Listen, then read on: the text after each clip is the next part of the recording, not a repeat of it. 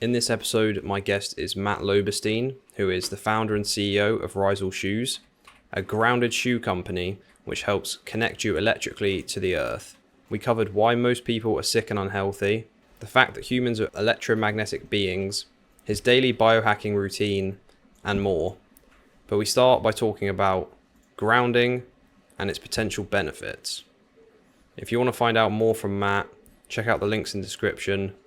Thanks for watching. I hope you enjoy. So at the crux of it, the earth has a negative charge, and the idea behind grounding is when you're connected to the earth electrically, that some of these electrons can come up into your body and reduce inflammation. It's getting extra electrons, helping in redox pathways, which affects mitochondrial function. There's a lot of anti-inflammatory things that have been linked to this. So yeah, really a plethora of studies that are out there showing that it likely does have biological implications, but really it just makes sense, right? It's just intuitive. Clearly for all of history, that was our state. And there is a very easily scientifically measurable difference in that. And it doesn't seem that out there to think that this could have some effect on us. Yeah, because I've been in a bit of like the minimalist footwear kind of area, but recently I've been hearing more about this grounding thing. I was like, okay, I've got to find out more about this. Have you personally, would you say you've felt any benefit from this? I think so. I think it's in the, it's not something you're going to go feel immediately, but I think it's part of the stack. I have been on a health journey for a long time. And I think there are so many pillars to this. A lot of people get into this stuff from changing their diet, or avoiding chemicals in their household, or cosmetic products that have all kinds of endocrine disruptors in it, drinking clean water that doesn't have fluoride in it, changing their light environment. And, in recent years, I have opened up more to the, let's say, like the electromagnetic side of this, meaning light, EMF, and grounding. I kind of think of those as like this, they're all interconnected. They're all part of the electromagnetic spectrum. And pretty much every process in our body includes something electromagnetic. And, it's easy to think of things as just like biochemical and just like input, output. But the reality and what even science is showing is like we truly are electrochemical beings. And I personally have way more energy. I can't say it's like directly from grounding, but in the last few years, I've personally prioritized things like light, grounding, avoiding EMF when possible. Lots of sun. I think these things are synergistic, but I definitely wouldn't go out there and say like, some people take it really far and say it's like an absolute cure for like everything or whatever. And I'm not here to make those sorts of claims, but I personally believe it and I personally practice it.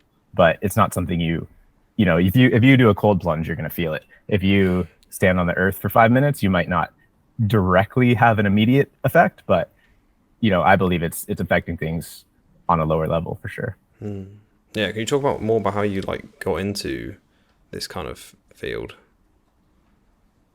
Just kind of like the esoteric, weird health stuff. Yeah, and then grounding specifically. Was it from diet and stuff, or?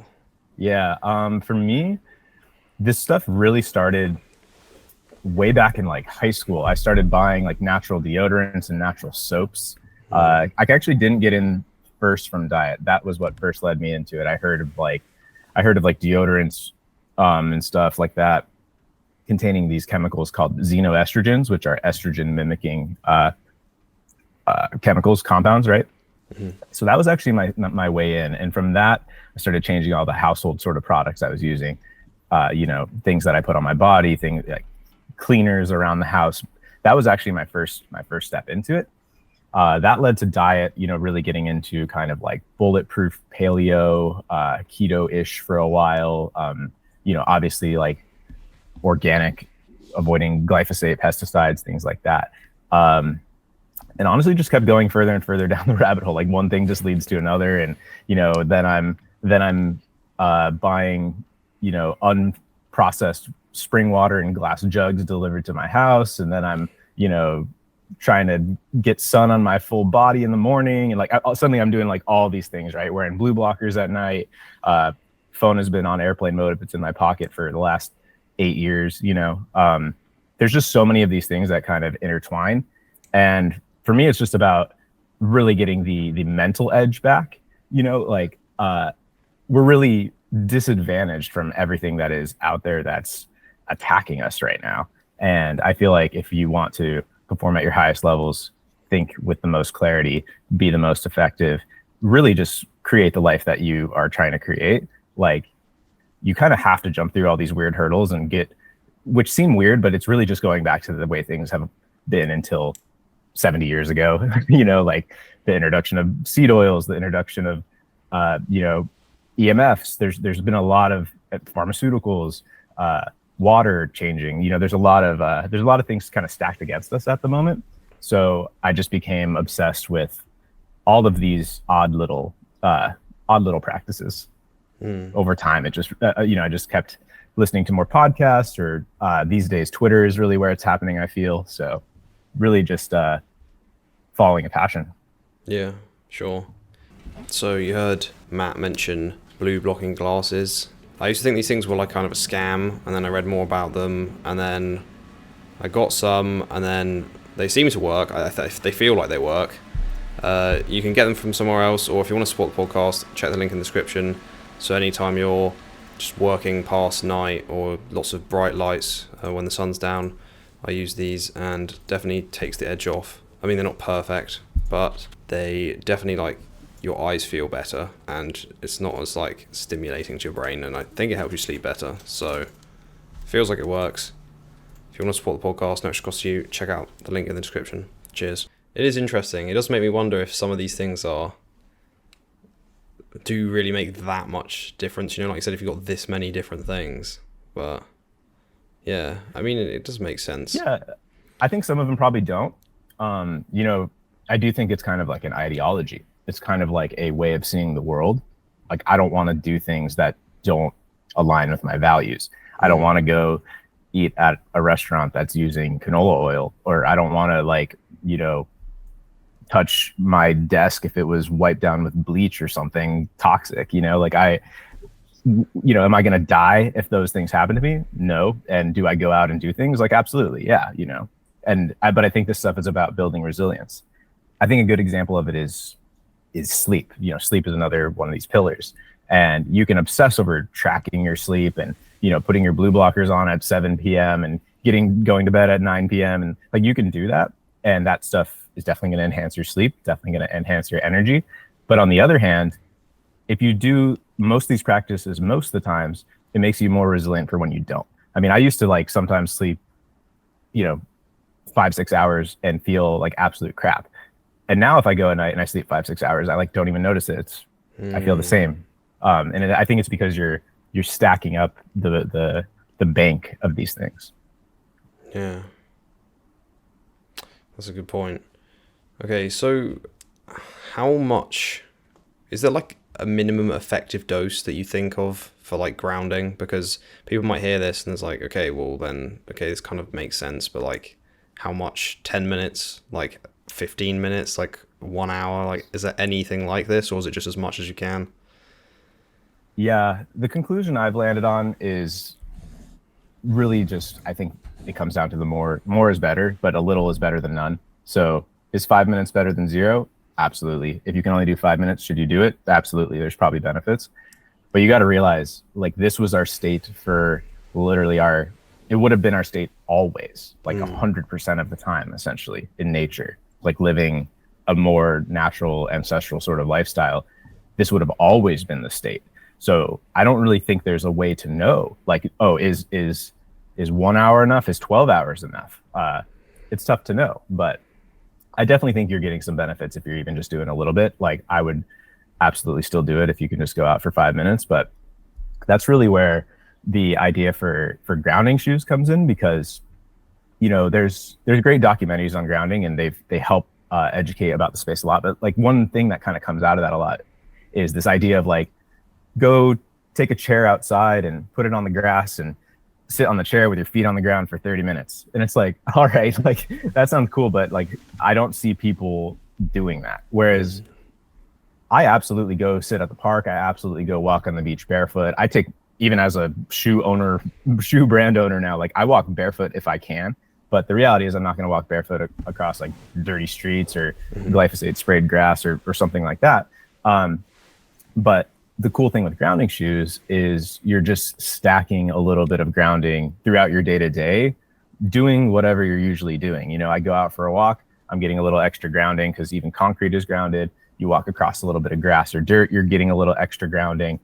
So while not every surface is grounded, the way I see it is you're kind of supplementing. You're like getting a little supplement of grounding just out and about doing whatever you're doing. And I think the cool part of that is it's effortless. It's not like you're going out of your way to be like, I have to go sit for 10 minutes and get my grounding.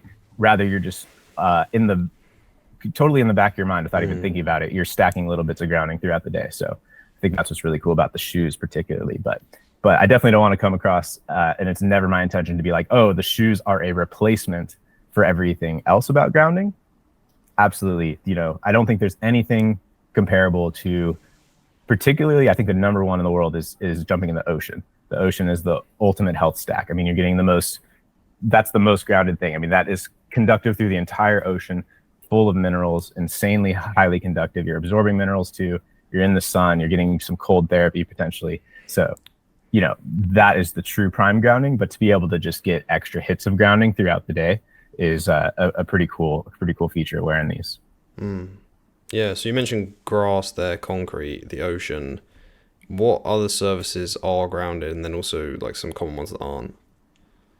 Yeah, great question. For the most part, any natural surface is going to be grounded. So that means grass, sand, dirt, concrete is conductive, less so, but it's mostly rock. So what else am I missing? You know, I guess that probably covers the natural. And yeah, so grass, sand, dirt, concrete, you know, like pavers a lot of times.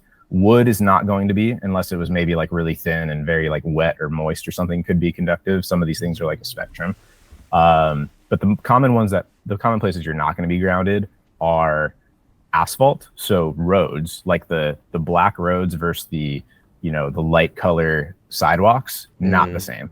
So generally sidewalks, usually, yes, there are some cases where they're not, like if they're sealed or painted, or if there was some kind of barrier beneath the concrete, there are times where it won't be, but generally, yes. But asphalt roads, no, and inside buildings, unfortunately not. So yeah, those are the two big ones, asphalt and buildings. Okay. And when did you first get into this kind of, specifically grounding field? Yeah, I've been trying to remember when I first heard of grounding, and I honestly don't, because I was going through such a exciting time of like all of these practices coming into my awareness, whether that's, you know, morning sun or changing, like there were just so many things. It was such an exciting time for kind of like, you could call it biohacking, you could call it esoteric health, holistic health, whatever you want. But, you know, I probably became aware of it somewhere around 4 or 5 years ago, I would say.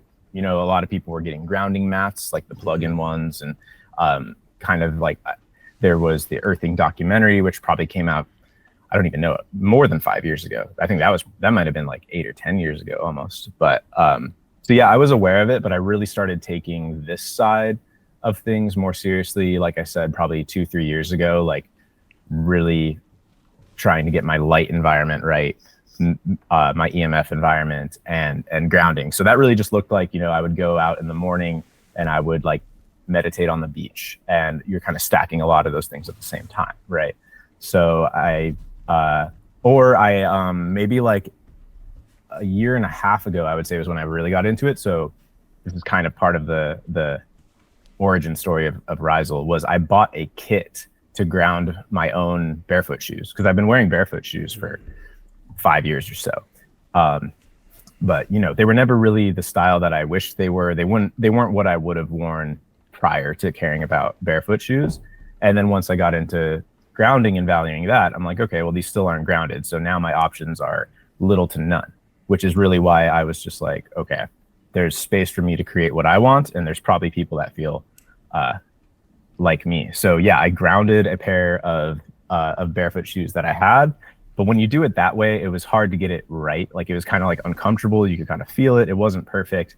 So that's kind of where I started to iterate on like, okay, how can this be part of the crafting process from the beginning? Do it proper, not have it be something that's like, poking at your foot all the time. And so, yeah. But yeah, just to directly answer your question, I think for me, grounding was a couple of years ago that I started being like, okay, maybe this is really one of the neglected things, and it's so simple and it's free. And I also think a lot of the best biohacks I've realized are free, and I started having that realization a few years ago. There's so many devices and machines and like things you strap on your forehead and like they blink lights in your ears or something. It's like, this stuff is cool. It's kind of like fun to nerd out on that stuff. But I really think the best things are the things that just get you back towards nature, like clean water, fresh air, sun, natural sunlight. Grounding is part of, getting back to that natural electromagnetic environment. Even just minimizing electronics in general. But yeah, there's all those things, and they're all very simple. They're actually more about removing things than adding things.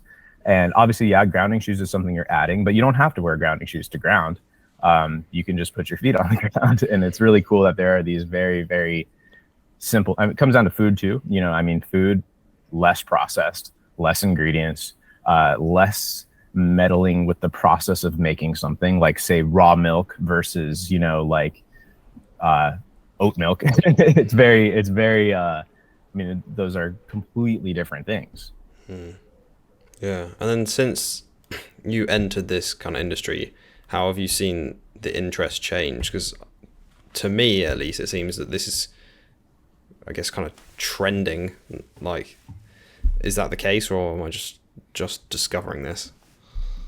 No, I think you're right. And I think the timing was a very good move. A thought that I've had, like I said, I've been doing e-commerce and entrepreneurship for 10 years.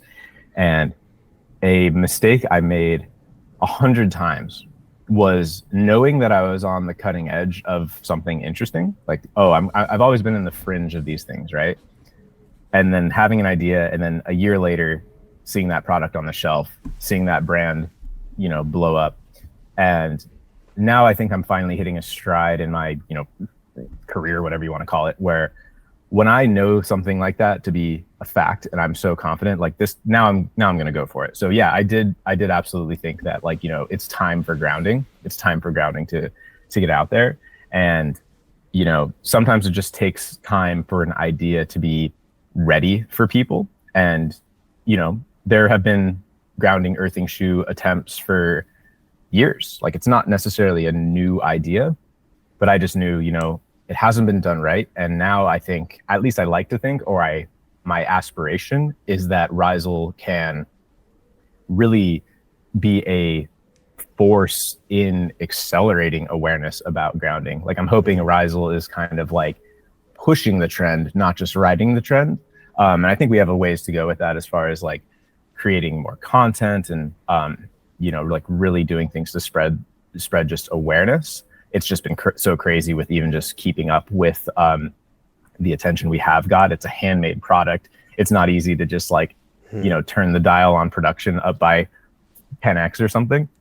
So there's been all kinds of hurdles, but I think like once we're really hitting the stride and have lots of styles and have plenty of inventory, my aspiration is to really help push the trend, not just ride the trend. But I do think you have the right observation. And part of that was luck in the timing, I suppose, but part of it was being a bit tapped into it. But I've absolutely seen this year grounding trend. I mean, I've seen so much more viral content about grounding. And yeah, that was really since launching Rhizal, not like it wasn't a result of it. It was rather, it was after, which was really fortunate, perfect timing.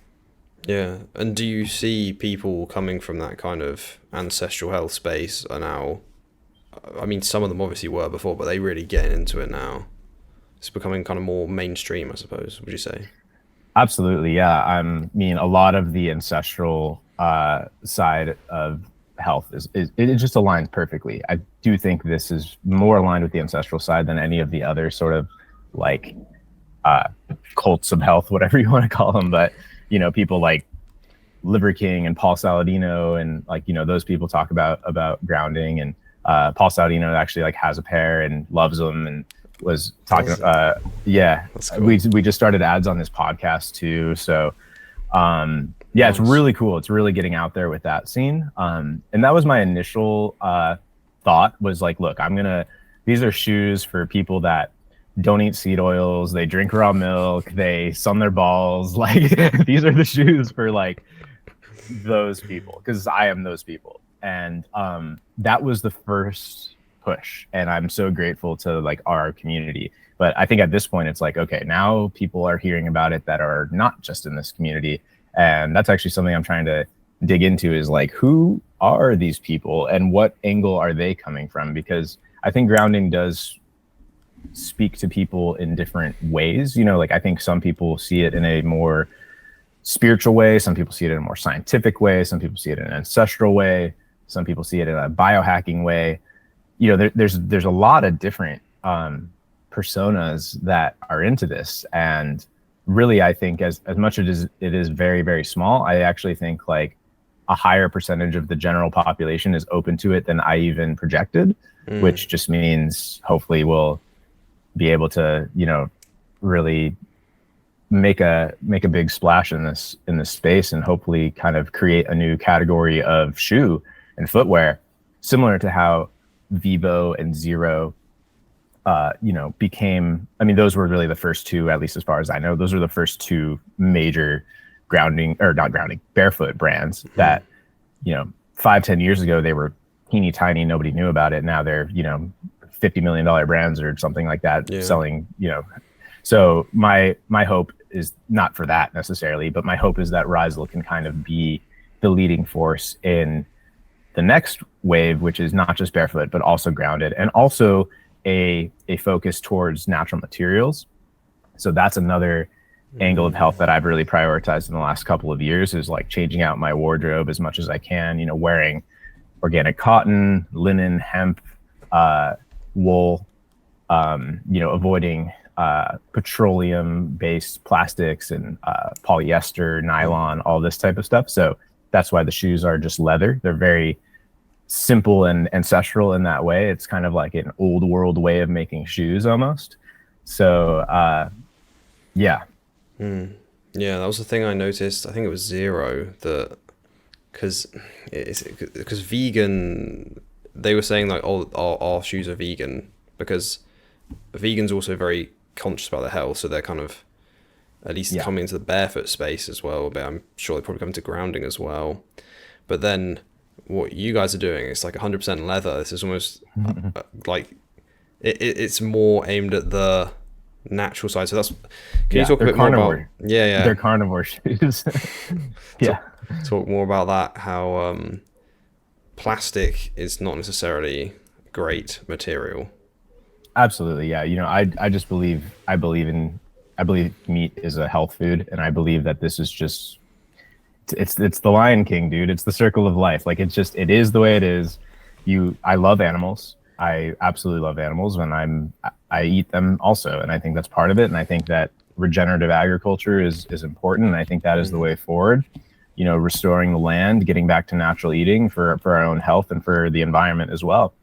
You know, it's the same thing as monocrop versus grass-fed ranch. You know, like, what's actually worse? Like, are the vegans doing the right thing by spraying glyphosate on monocrop cornfields and killing millions of rodents and stuff, like, and or decimating bee populations? Like, there's just a lot of second order effects to these things. So I'm on team meat personally. And, you know, leather is a byproduct of the meat industry, and I would rather have the whole animal be respected and used. I mean, there are so many uses to the animal beyond just eating the muscle meat. I mean, of course, there's been a resurgence of eating organs. There's bone broth.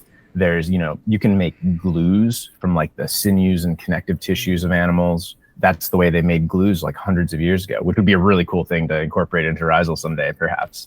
Or there's, you know, soaps, candles, you know, all this stuff was made from animals historically. And we've moved, and you've seen the same thing, the veganization of that industry as well. Now you have like soy candles with like synthetic fragrances from some factory in China or something. It's like, what the hell is this that I'm inhaling and breathing?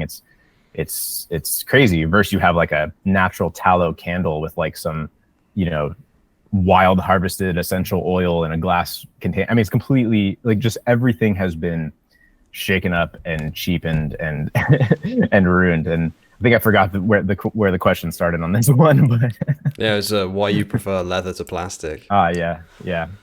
So yeah, I think I kind of covered that. But you know, at the same time, does that mean like Rhizal will never have a model that isn't leather? Like, I'm open to it, but the thing I'm not open to is replacing it with just synthetic materials. And most shoes, I mean, most products in general, but really if you look at shoes these days, I mean, shoes are just completely synthetic materials. So, you know, it's all petroleum based, it's all pumped out of factories.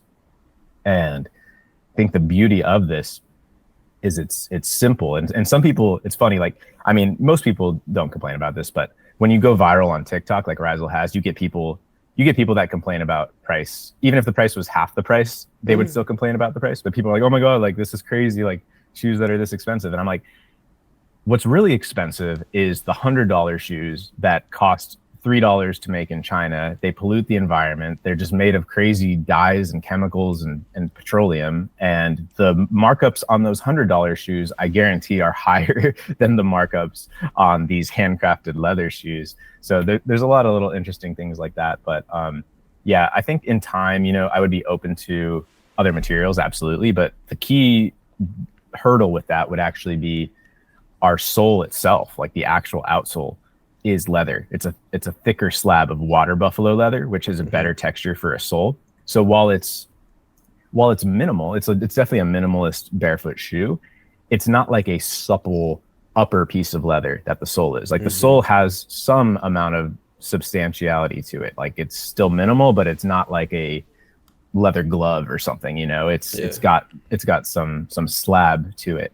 And in order for us to maintain being natural but use something else for the sole, that's going to require like more research into what materials we'd want to use for the actual sole. But I think you'll definitely see us do, you know, hemp or textile uppers probably in the relative near future. That's something I think could be really cool. But yeah, you know, in time, like if we end up with a vegan model, I'm not opposed to it. There are people that ask, but it's definitely not going to be like the leading force of the brand. Like the brand is never going to be like, we've eliminated all leather from, like, yeah, I do not see that coming. Yeah, that's a good point about all the costs aren't priced in from economics. They call it like negative externalities, how the price is bared by like society, not the actual company producing it. And that idea keeps coming up again and again. It's the same with food. People are like, oh, this is cheaper, but it's not cheaper if you include the cost to your health and the cost of everything else. Have you read any Charles Eisenstein? No. Sacred Economics? Great. No, I haven't. I'll put that on your reading list because it's right up this alley. I mean, it's really about like the taking away of things that were essentially free and part of the environment and cheaping them out and selling them back to us, and ultimately like everything getting whittled down to just mass production, cheap stuff. Like in a lot of ways, we're less wealthy than ever. It's like you see everything going up, up, up, up. Yet like if you buy a spoon today, that spoon just came out of a machine that's like probably, you know, pumping shit out into the environment or whatever. Whereas back in the day, like somebody probably like hand carved that thing and it had like a love and an energy and a imperfection to it and a real value to it. So while we have access to more things than ever, it's almost harder than ever to get real things. Like if you wanted to buy I'm making this up, but if you wanted to buy a handmade spoon, the way spoons were a few hundred years ago or whatever, probably be like $100 spoon now, you know, but you can buy spoons for probably 50 cents or whatever a spoon costs. Weird example. I don't know why I went to spoons, but yeah, I think we are starting to see it though, a bit of a renaissance, maybe is the word. I know there's some other people on Twitter, Tan Man making those masa chips. Who's the other guy? Someone's making like creams on there. Oh, Van Man. Yeah, I think that's him. Yeah. Like, I think we are starting to see, at least in some areas of the internet and the culture, that people are wanting more of this, like, once again. That's my belief, and that's my thesis on the space. And that's just on a personal level. That's really something I've been, just in the last couple of weeks, I've been thinking about this. Is I really want to inspire people to build brands in this space specifically, because an idea that I can't get out of my head, similar to you saying grounding is trending, is this whole space is trending right now. And it's finally time for these weird ideas. It's finally time for Van Man tallow smeared face. It's finally time for like Rhizal weird esoteric shoes. It's finally time for, you know, tallow fried masa, corn tortilla chips and grass-fed tallow. Like the time has come for these ideas to really hit. And seed oils were the most obscure thing ever 7 years ago. I was avoiding seed oils back then. It was like the most crazy thing in the world to do. Nobody in the world understood it. Now every day there's like a tweet that gets like 1 million views about seed oils. It's unbelievable. And it's still, don't get me wrong, it's still extremely fringe. There's still a long way to go for these things.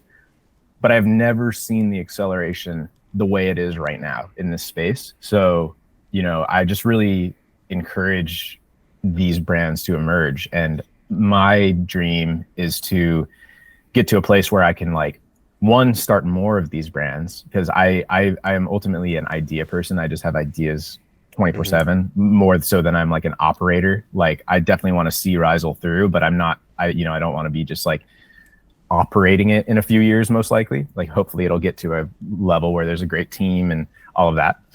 And I want to kickstart more of these ideas, and I want to potentially invest in and help incubate and advise brands in this space. Ideally, just a dream. I'm not quite ready to do that, but you know, I really believe that business and entrepreneurship is a way to shift the world more than just yelling about things. Like, if you get a product out there, that is a huge impact to people, and you can make your own life better in the process by potentially creating wealth for yourself. And that's an important thing, to be able to free your life and focus on these higher level things and do good in the world if you free yourself. So that's really something I've been thinking on a lot recently, and gets me really excited.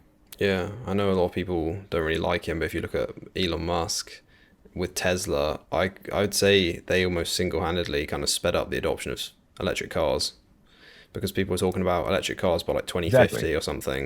And then Tesla's actually making like solid electric cars, and then a bunch of other companies are okay, fine, we're doing it like 20 years earlier now. Yeah, no, 100%. I mean, Elon understands that principle 1,000,000%. You know, Elon's not just like, oh, I'm gonna, like, you know, nothing, not that something's wrong with this, but like, I'm not gonna just do philanthropy, or I'm not just gonna, like, you know, start a nonprofit, or I'm not gonna just you know, create like a website that posts articles about, you know, global warming or whatever. Like, he's like, no, I'm gonna create a fucking fast, sexy car that everyone's gonna want, and do good in the process. So that, you know, take Tan Man's example. Like, it's not like, oh, like, let's make like a shitty chip that happens to be healthy. It's like, no, let's make like a delicious tortilla chip fried in beef fat. That is the way things always were. I mean, again, it's back to that sacred economics, Charles Eisenstein sort of idea. It's like, it's just getting things back to the real thing is more delicious, you know, more comfortable in the sense of Rhizal shoes. Like, it's just, these things are better. These things are just simply better. And, you know, people just need the education and the awareness. And I think products are really a leading force in raising awareness around these things. You know, like, how many people have, just to use Tan Man as an example again, how many people have posted masa chips on their Instagram story versus posted a, you know, here's why you shouldn't eat seed oils? It's like, those are two very different things. And I think the product actually accelerates it a lot more than just the product makes you interested in the education. It's hard to like educate first. It's like, why is he bothered making these? Why are they different, you know? And then people go and look at it, and then yeah, it's I just think people like, it's almost like people learn through products in a sense. Like, we live in a very like product culture, and when you see, like, people are kind of always looking at new products and seeing what's different. When you see a product, like, if you come out with a chip and you're like, look, all those other chips are, you know, horrible for you. This is doing something completely different, and it's based in something old. I think that's something I'm particularly excited about at the moment. It's really like this vintage-esque renaissance, like you said, to older, real products that haven't had the life sucked out of them by big companies that are just trying to scale at all costs, or companies that are, again, just going like the vegan route and just, making a face cream that's full of random chemicals when beef fat works way better. But people are like, oh, like, I don't want to use that anymore. It's like, that's the pendulum is starting to shift back, is the point. And the pendulum shifted completely away from these natural, and often animal-based things. Like, that's actually a commonality between Rhizal, Masa, and Van Man, is they all have cows in them. Yeah. Funny. You mentioned regenerative agriculture earlier. Do you guys use regenerative leather, or? I would love to, do better in that over time. Like currently, like as we're kind of new and scrappy and getting started, it's more of, sourcing existing leathers locally to where the workshop is, and dealing with leathers that are kind of readily available and such.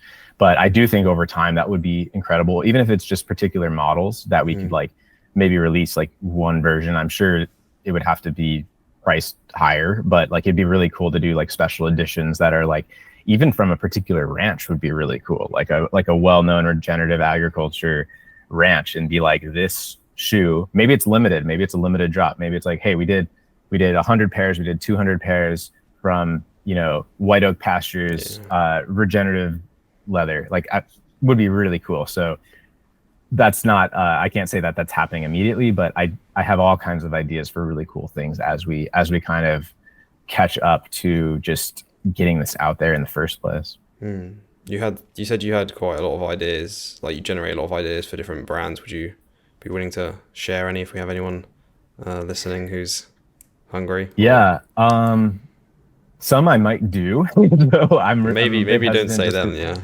Yeah. I mean, one I've already said I might do, so I'll talk about it. But this one's not that out there because people are already aware of it. We talked about it, but I still think there's a lot of space in natural clothing. I think natural clothing is just starting. I actually almost started a natural clothing brand about a year and a half ago, before the idea of Rhizal. I literally have, there's actually a really funny tweet that's going to be, not funny, but it's going to be amazing to look back on in 10, 20 years, because I tweeted, I'm going to build a natural clothing brand in public, and like blah, blah, blah, change the clothing industry or whatever. And in the replies, there's this guy that's like, oh, I'm doing the same thing for health and cosmetic products. Like, I'm coming out with a tooth powder.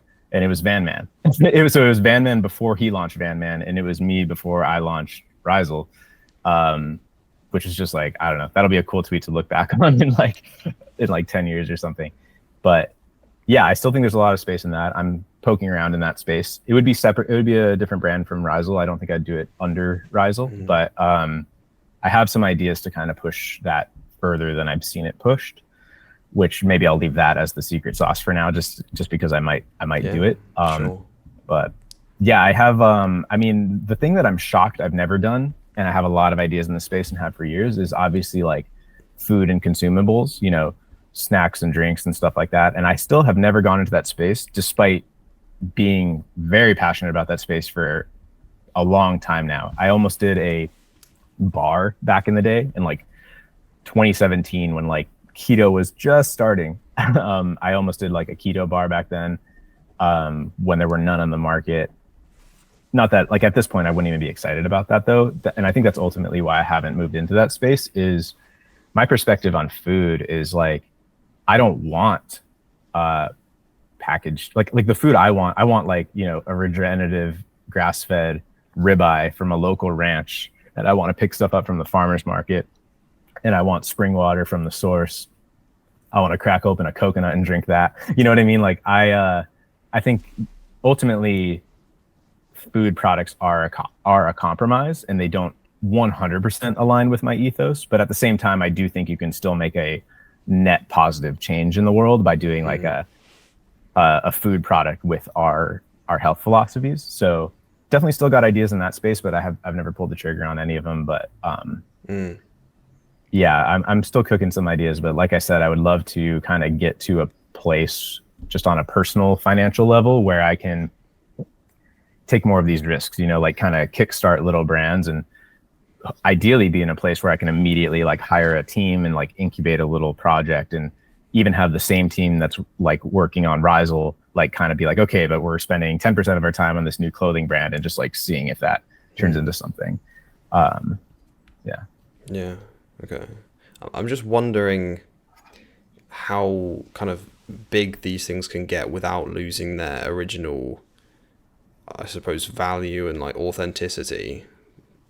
Do you have any thoughts about that? I do, yeah. I think they can be a lot bigger than people imagine. I mean, look at Van Man's a great example. I mean, when Van Man, I remember when he said he was coming out with this stuff, and I was like, oh, that's cool. I'm really into it. Like, I will likely buy it, but it's a really like small niche thing. You know, like how many people are gonna rub beef fat on their face? Or Rhizal shoes. When I was starting Rhizal shoes, I was like, okay, this is gonna be a little side project. You know, I'm happy if I sell a handful of pairs, you know, a week or whatever. Like, but the reality is that a quote small business can be, and I'm not saying I'm at this level by any means, but or Van Man, but a small business can be 10 million a year, 20 million a year, 50 million. Like those are still relatively small businesses in the grand scheme of things. I mean, like look at in the shoe industry, like how big is Skechers? Skechers is like a $10 billion company or something like that. Like, you know, a shoe brand doing tens of millions hypothetically is still pretty like rootsy and small, and you know, it might only be a team of 5 people, you know, 5-10 people. Look at Zero. I think they did 30 million in revenue last year, something like that.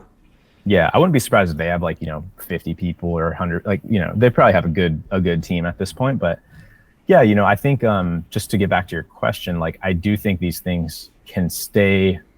They're like small and big at the same time. Like I do think they can be pretty small and pretty rootsy while still, you know, being pretty out there. Like, yes, our stuff is our values currently are a small percentage of the population care about our values currently. But you could get every one of them a pair of shoes. Yeah. That's the thing, is it's like it's still a big market. It's like, okay, let's say there's just taking the US, there's 400 million people or something like that. It's like, okay, let's say like 0.5% of them really are excited about this. I mean, that's 2 million people.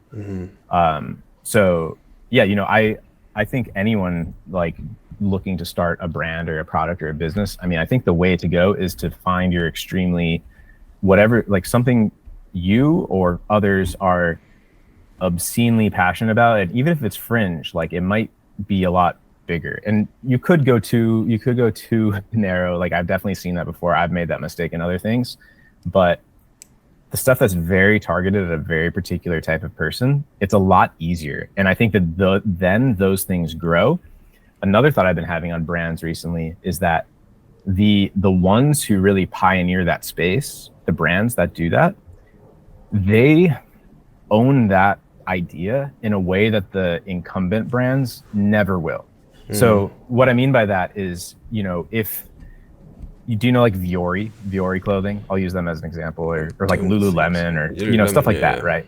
Like if they, like, you know, they're obviously like the like in our circle, they're like seen as the, I was gonna say enemy, that might be a little brutal, but like they're not doing the values we care about, because they're like, you know, they're just petroleum, you know, polyester and stuff, right?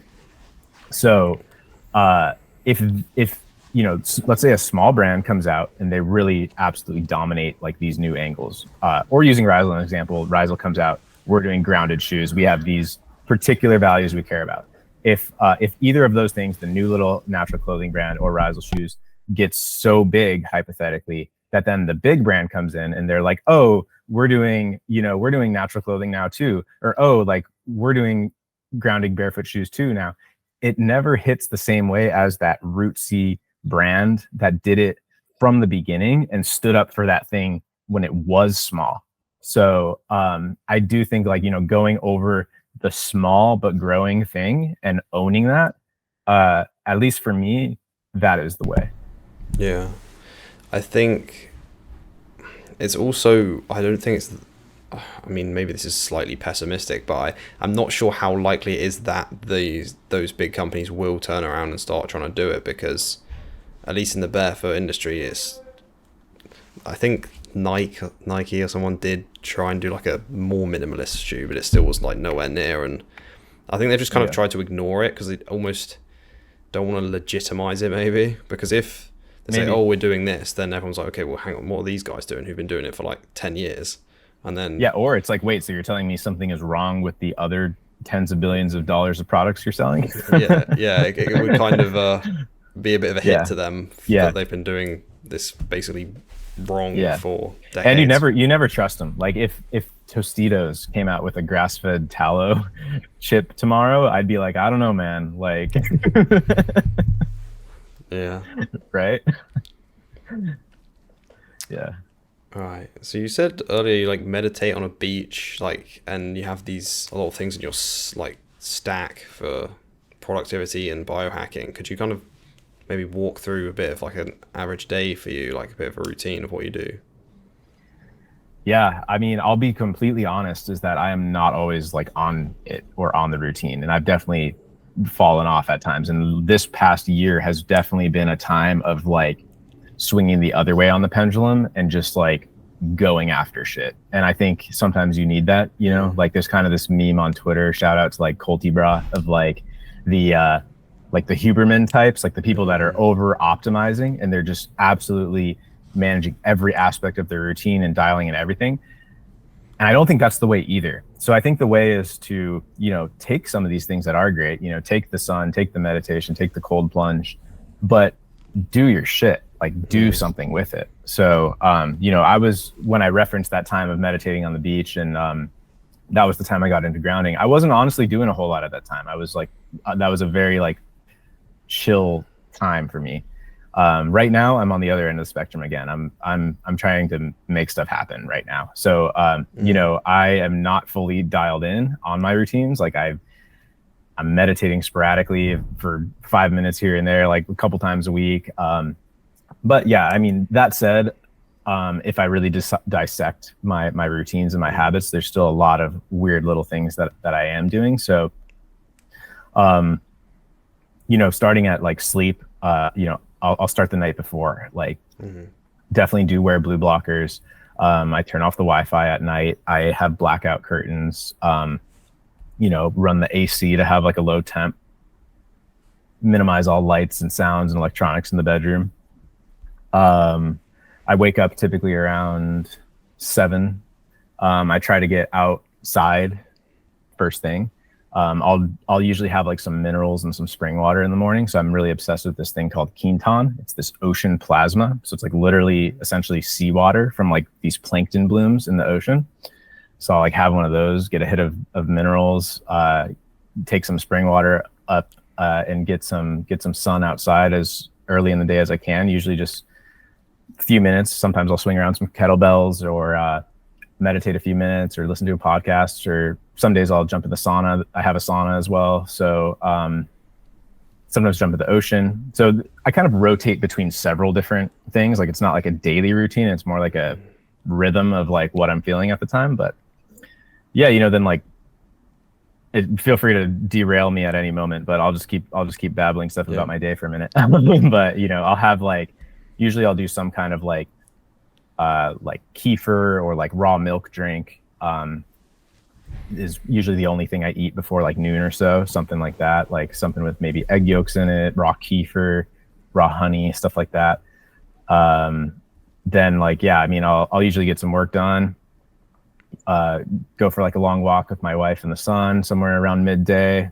Then I feel like my main work stretch is usually like noon until before dinner time, and I cook a lot, so often that's means like 4 to 5 p.m. is like when I'm already like, all right, I gotta like start getting stuff ready for that. So that's like a big part of the day. And Yeah, then usually more lately I've even been working later in the day too, just because I'm trying to cover like so many different things right now. And I'm in this crazy time with Rhizal. And I didn't even really mention, but like I still have other things Hmm. going on outside of Rhizal too. Like, so I'm not even, Rhizal is not even my one focus right now. I still have other businesses and investments and just other things going on. So I've been really juggling a lot right now. So I'll like, I'll be doing Rhizal emails at like 10 p.m. with my blue blockers on right now, which is probably not ideal, but I'm in that time right now. Like I'm at war right now. Like Hmm. I'm doing a thing. So I'm happy to like take some of these sacrifices. And, I think when I get through this period, I'll probably go back to getting a bit more sleep, a bit more meditation, hopefully have a little bit more, back to the calm routine. But right now I'm kind of feeling good swinging the other way on the spectrum and being like, all right, like it's time to do something. But Yeah, there's this idea of like chaos and order, and when one's not working, you kind of switch to the other, and that sounds like kind of what you've been doing.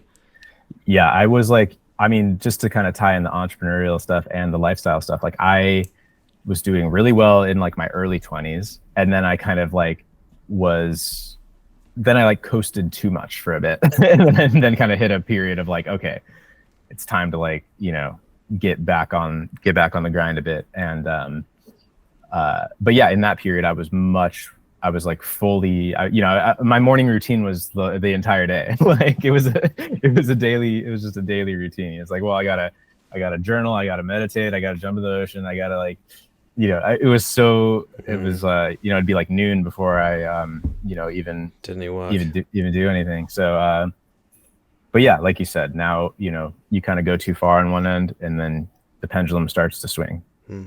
I think it can be a bit of a trap that people fall into. They get told that like, oh, these habits are productive, but if you're not actually getting any work done, then that's technically not productive by definition.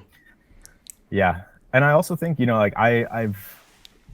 like I used to do, I used to be doing e-commerce on Amazon. I used to have a YouTube channel. I used to be like Gary Ving myself, basically. Like, I mean, I was so like into this stuff. And then I swung the other way and I'm like, like the point is not productivity.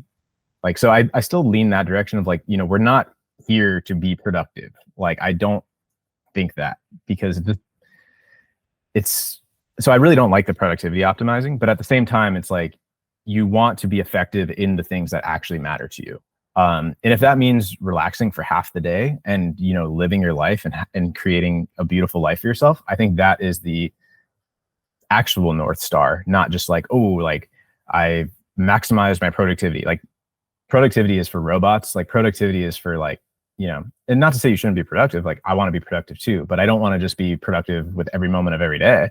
I want to, have time to just like laugh and hang out with friends and just, just fuck around too. Like, I really think that's what like the main thing is. But I also think, again, back to the pendulum is like, you can't just only be in that space. Not to say you can do whatever you want.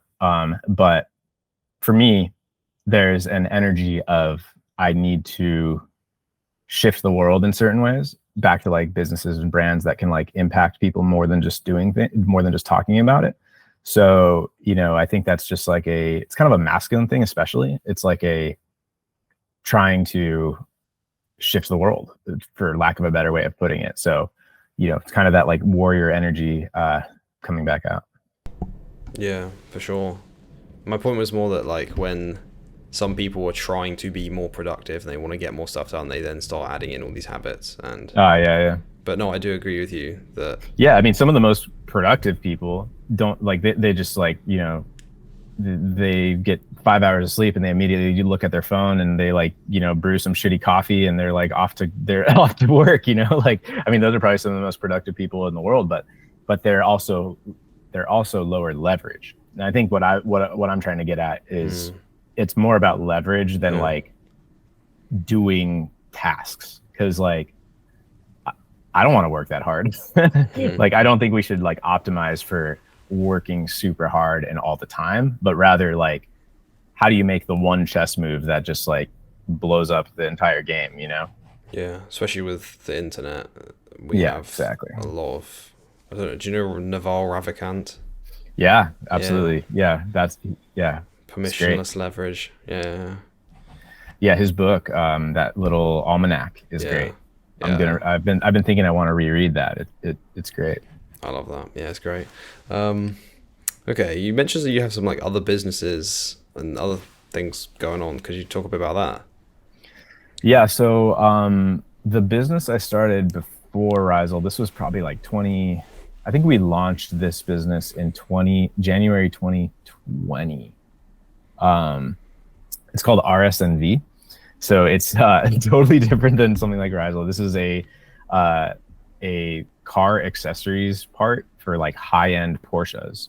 I was really into the car scene. My friend was as well. At the time, he was an engineer for Apple, and I had this car and I wanted this particular part and I was looking for it, and there was nothing quite like what I was looking for. So we teamed up, and he brought the Apple engineering, I brought the marketing and the branding and the yeah, mainly that, I guess, and the operations. And we built this little brand called RSNV, which, yeah, we do like aero parts for Porsches. Like we're talking like not even just like regular Porsches, but like they're called, for people that know, there's probably like one person listening that's like nerding out. And I'm talking about like the GT cars, like GT3, GT4, GT3 RS, the GT and the RS cars from Porsche, which have like all these aero parts, and they're really like the track spec versions of the cars. So we made like, this is saying this, it's like, wow, this is so polar opposite from Rhizal, which is cool. But I was really in that world too. But ultimately my main passions are with like the esoteric health stuff. So now I'm much more excited moving into that, but we still run that business. It's, I'm not like, it's not anything massive or something like that, but it's still a good business for us. So that's still running. And, I'm also like pretty deep into researching and following what's happening on the crypto side of things, and very fascinated there, and definitely still pretty immersed there. So yeah, what else do I have at the moment still? I guess those are probably the main three. But yeah, Rhizal definitely has the stage right now. And but like I said, I totally thought I was starting a little side project, and it still is. Not trying to say it's like some massive brand yet or anything. It's very new. It's right at the beginning. There's a long way to go, and there's a lot to be done. But I think that's going to be the main thing of the next few years for me. Yeah. It's interesting you mentioned crypto there, because I was going to bring it up earlier, but I think as I do see that in this space as well, because it's kind of almost decentralization of the food system. Crypto just really just ties in there very well as well. It all ties in. I mean, it gets back to like what I was saying with sacred economics and the cheapening of things. I mean, how much of that comes down to the money printer, and how much of this comes down to the government controlling the money printer. I mean, it kind of all trickles back to the underlying economics. So yeah, I definitely try to keep my ear to the ground on what's going on there. Yeah. And can you talk some more about turning off Wi-Fi at night? Why is it just at night just because you're not using it, and it's just trying to minimize exposure? Because I don't really know too much about that at all, to be honest. Exactly. Yeah. I mean, it really just comes down to that we're living in a giant experiment in terms of the electromagnetic environment of the last several decades. I mean, this is all brand new, everything. I mean, radio is 70 years old. And radio is orders of magnitude. I mean, it travels further, but it's orders of magnitude less intense than like modern things like, 3G, 4G, 5G. Wi-Fi is very close proximity. But the reason why I turn off Wi-Fi specifically is because I can't turn off a cell tower, but I can turn off my own Wi-Fi. And my own Wi-Fi is local proximity, and I'm not using it when I'm sleeping anyways. So yeah, I just think that's a great practice to turn off your Wi-Fi at night, get a little bit less EMF exposure. If you're living in a dense area, you can probably pull up 30 Wi-Fis anyways. So it's not like you're completely fixing it, but at least you're doing something that you can easily, you have the capability to control your most local one. So you might as well unplug it. And, if you're keeping your phone in your bedroom, like for sure on airplane mode. Actually, a little tip is when I'm in the house, like when I'm home, when I'm working or whatever, if I'm on my phone, I'm actually pretty much always on airplane mode, but I'm on airplane mode with Wi-Fi because that way you're just only using this local thing and not having to like search for the other signals, like the larger, but you're just using that. And then if the Wi-Fi is off, I'm not using it at all. So yeah, that's just kind of why on that. But, I think also part of that would be, again, phone on airplane mode. Ideally, nothing plugged in near your bed, especially just to help with those local EMFs are very like proximity based, right? It's kind of this like inverse squared law, like, which is why like having your phone, 0.1 millimeter from your ear is like dramatically different than even like 2 millimeter, like 1, like, there's, it's a very like exponential curve. So, yeah, I mean, I also use wired headphones or have my phone on speakerphone, like if I use it, but yeah. Yeah, I might have to have a bit more of a look at that, because I know people would talk about it as like a bit of a precaution, but I'm not sure how, like you said, a bit of an experiment. We're not entirely sure from what I understand. Yeah, exactly. Like I'm not ever here to say like, I'm 100% certain that it's killing us immediately. Like it's definitely, clearly you can function, but it's a very easy, small optimization that might make an impact. And again, it's like, for me, I just want to know that I'm doing it. And I think that's part of grounding as well. It's like, can you directly feel grounding immediately? Not necessarily, but I know that there's a measurable thing that's happening. And I think that there's a chance that this could matter. So it feels good to know that I'm grounding more, the same way it feels good to know that I'm minimizing my EMF environment, because it might have an impact. But yeah, I think all these things are experiments, down to the food, all of these different pillars we mentioned. We're living in a giant experiment, and people are a little too comfortable with that and a little too confident that this is the way it is. It's like, oh, well, I had a phone for years. It's like, well, not really. Like nobody had a phone not that long ago, or nobody had AirPods in their ear not very long ago. I mean, these wireless systems weren't even around not very long ago. So we're definitely living in a big experiment. And I don't think you can be seen as kind of like crazy to like postulate that maybe these things have an impact. But I think that's all people are saying, is that like this needs to be looked at. And there are like reasons to believe that it can have detrimental effects. Absolutely. But ultimately, I think the core of it, at least for me, is that people are too confident to say that there's no downside. And the reality is, again, it's a giant experiment, and it's plausible to think that this could be hurting us. So if we can just step back and like minimize what we can, and ideally just not go too crazy off the rails to where we're all like embedding 5G in our freaking head or whatever, to like have immersive screens in front of our eyes or something, like, just, I don't know, we might need to think about, we might need to rethink that stuff from a technological side and figure out how to make these things more biologically compatible. Because I'm also pro technology. I mean, crypto is a technology, and I think technology can help a lot of these things as well. I mean, we wouldn't be able to do this. We wouldn't be able to spread this message. Seed oils wouldn't be trending if it wasn't for technology. So I'm definitely pro technology generally. But I just think we need to use it in a conscious way and, make sure it's not hurting us too much at the same time. Use it consciously, because there are negative effects. Yeah, I think that's a very fair way of looking at it, because I mean, clearly something is going wrong if we look at the health of, well, people in the US, people in the UK, where I am at. Like, something is not going well, especially the last like 100 years or whatever. So we're not entirely Exactly. We have some ideas of what it could be, but we're not sure. We can't really pin it down to one thing. So just covering your bases, I suppose. That's exactly what I'm getting at here, is that like, people have been yelling about different things that it is or isn't for decades at this point, right? And like we've seen, like, take for example sugar, and it's like, okay, sugar has been demonized. I'm not saying sugar is like, I'm not saying to pound sugar, but it's starting to seem like sugar is not just the thing, because it's like, people 100 years ago were eating steaks and milkshakes and French fries and apple pies, or whatever, and nobody was overweight. There weren't these like chronic health things. People were drinking Coca-Cola, and now you just see these things unstoppable in their direction in terms of just like chronic diseases. And clearly it's something else. And so, to me, I'm not sure, but it seems like seed oils could be a big part of that. And it seems like electromagnetic environment, light and EMF and lack of ground, those are kind of all intertwined. But to me, it feels like those two pillars are the largest tampering of society that we've gone through.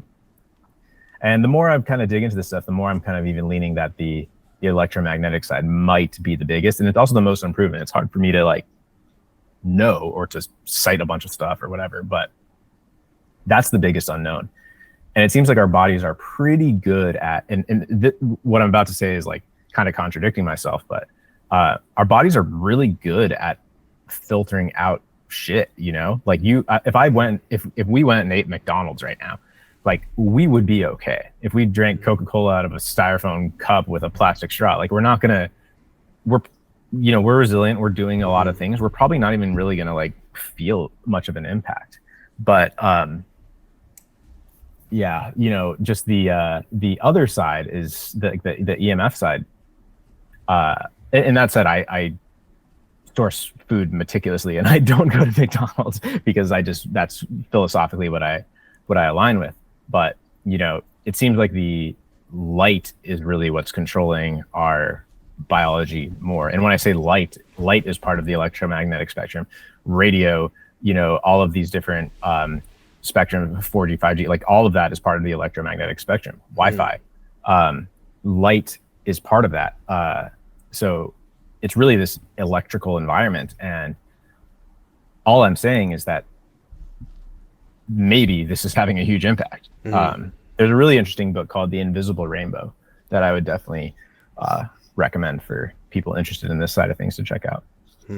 Yeah, like you say there with, it could be that you say you eat McDonald's, whatever, or you keep having those of plastics, or whatever. You might not realize it in the minute, but the way I look at it, almost, I think that might be the difference between living to like 70 versus 100, or living into your like 80s, 90s in good health versus in like a care home. Yeah, it absolutely might be. But I think what also scares me is, you have a lot of people right now that are into health. Like, I mean, in a general way, like not in the way like health Twitter is, but, so many people go to the gym. So many people go on runs. So many people, eat their chicken and broccoli or whatever. Like a lot of people are trying to generally be healthy. My fear is that those people, though, they're rubbing chemicals on their skin every day. They're sleeping with their phone next to their head. They're putting their phone in their bra, their pants, whatever, and it's radiating them. I mean, yeah, like my fear is that stuff negates everything else, because it seems like a lot of people that are putting in more effort than ever to be healthy feel like shit. And people are kind of losing their minds, and people are, generally not looking and feeling too healthy mentally, physically. And I think, again, for me, that's ultimately why I do these things. It's more for the mental than the physical. I think having I grew up like overweight. Like I am still on a health journey. I'm not Solbra. I'm not like the pinnacle of like, health aesthetics, though nothing against that. I mean, that's awesome. But, for me, it's like about having like the baseline fundamental health, but ultimately I want my mind to be working at the highest level. Like I want the creative realm to be firing at the highest level, and the connection and the presence. And like, for me, that's why I want to optimize my biology, my physical self is for the mental game. I think a lot of people don't realize is, to me, I look at them as pretty much the same thing, because I think I don't know how recently it is, but we kind of know now that a lot of mental issues are like inflammatory in nature. So that I think it's kind of hard to have mental health without the physical health, and kind of the other way around as well. 100%. Yeah. That's what I kind of meant to say, is like, it is the same thing. I guess what I mean is, it's not just like, there are people that, go to the gym a lot and might like be in good shape, yet they're still not healthy in a well-rounded way. So I think people are over indexing on that side. But yeah, it is the same thing. And, you know, people that are, it's all, they're all correlated, right? Like somebody who's in better physical shape is probably in better mental shape, and vice versa. Because yeah, I mean, everyone knows, like, I mean, there's like the runner's high, or like you go to the gym and then you're super focused, you tackle the day. Like there's obviously huge overlaps between the two. I mean, it really is the same thing. Assuming you believe the mind is in the body, but Yeah, I suppose, yeah. I think also to your point about people were like trying really hard to be healthy, but they're maybe not getting the results they would expect. I think part of that's also because they kind of got the wrong information about what it actually takes to be healthy. yeah, exactly. I mean, that's what I'm saying is, like, I mean, you look at like the 80s or something, everyone started demonizing fat, and that didn't work. And then everyone started demonizing, you know, let's say sugar or whatever it is. Like it's gone from like one thing to the next, and it seems like it hasn't addressed a more fundamental problem, which, yeah, on the food side seems like seed oils, and on the other side seems like, you know, light and EMF environment, because those things are just still pervasive and not valued by people. They're not seen as a real thing that could have an effect, or it's just like, I can't deal with that.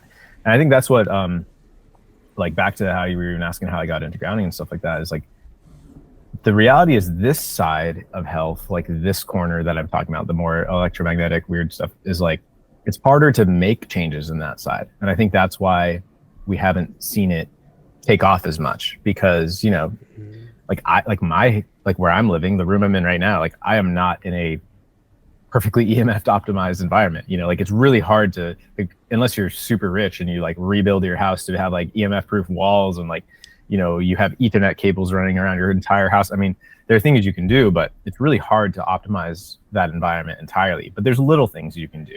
And I think grounding shoes are one of those little things. I think, you know, blue blockers are one of those things. Turning off your Wi-Fi at night, turning your phone on airplane mode, you know, those are things you can start to do. But it's really hard to like you can, I think people, and the vice versa of this, people obsess on diet, and I do too, don't get me wrong, but it's because it's very controllable. Like I can control my diet 100% if I want to. If I make that choice, I can 100% not eat anything that I determine to be toxic. But you cannot 100%. There's nowhere on earth at this point that you can be 100% dialed in EMF. And if you are, you're going to be lacking in other areas of your life. You're going to be lacking in social connection. You're going to be lacking in, you know, meaning and community, and, you know, all these things that are important to our well-being as well. So I think we're just kind of living in an era of needing to deal with these things and needing to take as many steps as we can to be resilient.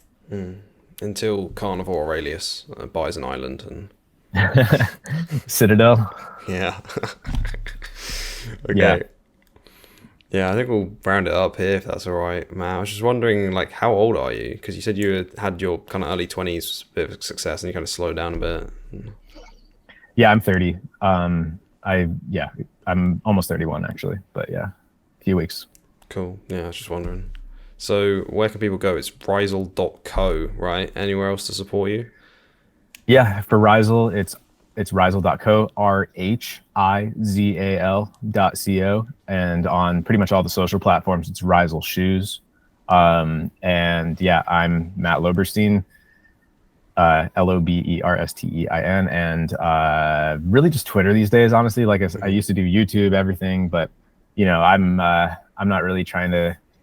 I'm just trying to, you know, post some stuff and fool around. I'm not trying to, like, you know, build a massive like identity these days. So I think Twitter is really the only place I'll bother to point people. But. Okay. Yeah. So that's RHIZAL